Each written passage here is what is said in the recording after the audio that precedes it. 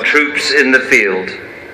Soldiers were on the line of duty in Iraq for 2 weeks when their Sarge announced, "I've got good news and bad news. First, the good news. Today we are going to change our underwear." Now the bad news. Smith, you change with Jones. Andrew, you change with Brown. You have been listening.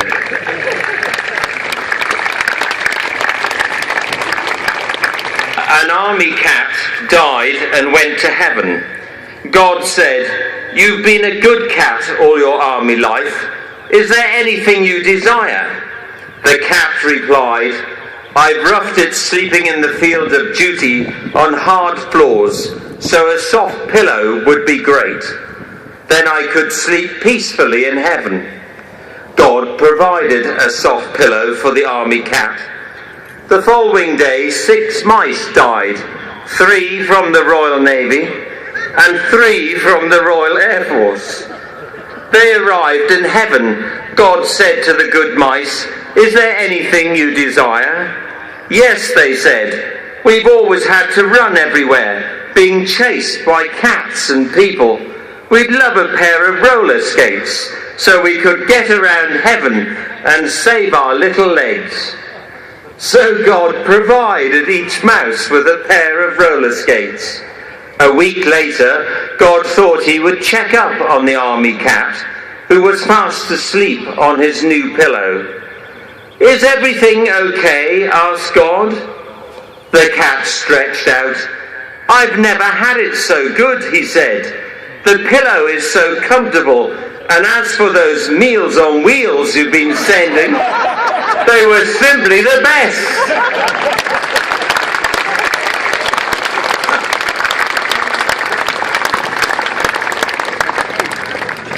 Suddenly, the silence is broken. A solitary seagull glides out of sight. Sunderland EJ-134, the flying boat, appears in all its glory and might. 70 years ago, the Battle of the Atlantic played a significant part in World War II. After the escape at Dunkirk and the inspiration of the Battle of Britain, the Battle of the Atlantic was Britain's next nightmare. As an island, Britain required vast amounts of food and military aid to survive the war, and many of our raw materials came from America and had to be shipped across the pond, the Atlantic. Long voyages in wartime were made hazardous by the German submarines known as U-boats. Led by German Admiral Raeder, the submarines hunted in what were called wolf packs. Our British supply ships crossed the Atlantic in convoys. The ships were slow and could not protect themselves. Many became sitting ducks, targets for the German U-boats. With the fall of France in 1940, the Germans had direct access to the Atlantic. Massive submarine pens were built at Bordeaux. The U-boats grew in strength, and the Germans wasted little time putting them out to sea. 1940, 1,059 ships were sunk by 471 submarines. 1942, 1,661 ships were sunk by 1,159 submarines. And 1940, 597 ships were sunk by 463 submarines. Britain survived this slaughter by building new ships called corvettes. Lightly armoured vehicles, they were faster crossing the seas. Heavily armed with depth charges and underwater listening equipment, they were able to detect and locate the U-boats. But it was the invention of new aircraft which made such a dramatic impact in defeating the German U-boats. New planes, such as the short Sunderland, enabled the convoys to cross the Atlantic in safety. The Sunderlands, the flying boats, gave valuable protection to our ships at sea. For the U-boat to fire its torpedoes, the submarine had to be near to the surface of the sea. Hence, the Sunderland could easily be spotted by submarines from the air.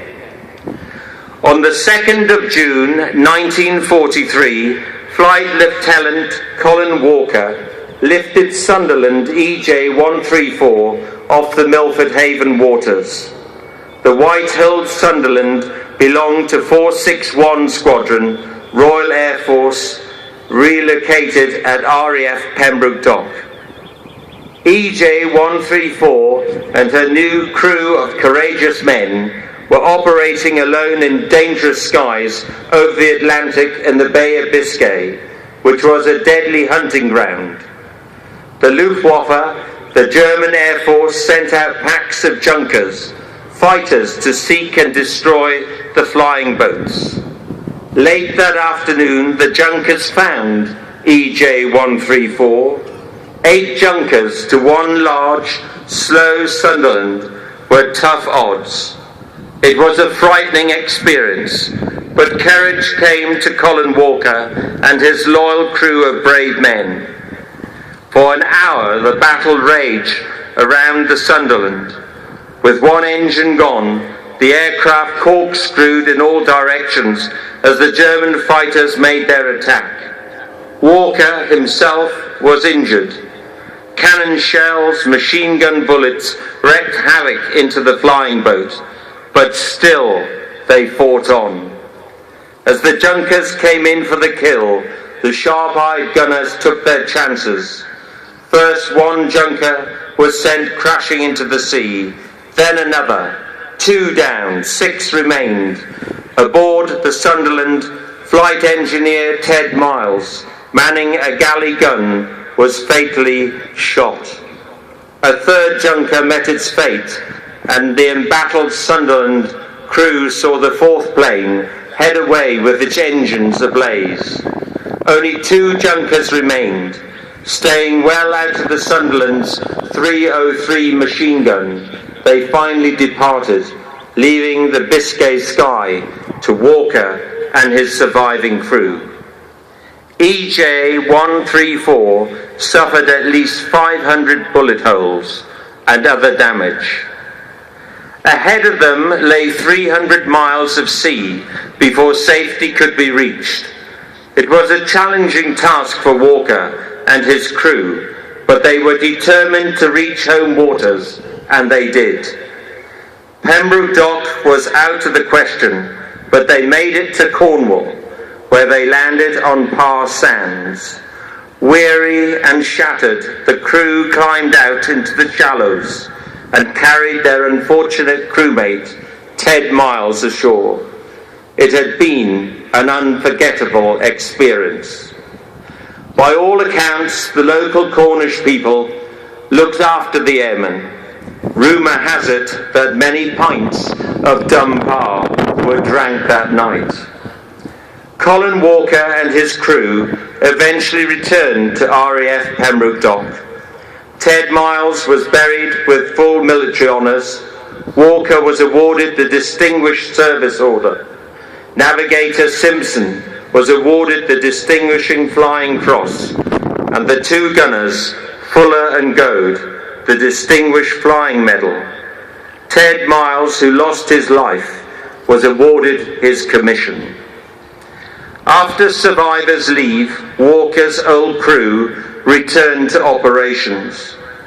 Only 10 weeks later, on the 13th of August 1943, 8 of them, with their new skipper, Captain Dowling, flew out from Pembroke Dock on another Bay of Biscay patrol. A short wireless message was received saying the aircraft was under attack by the junkers.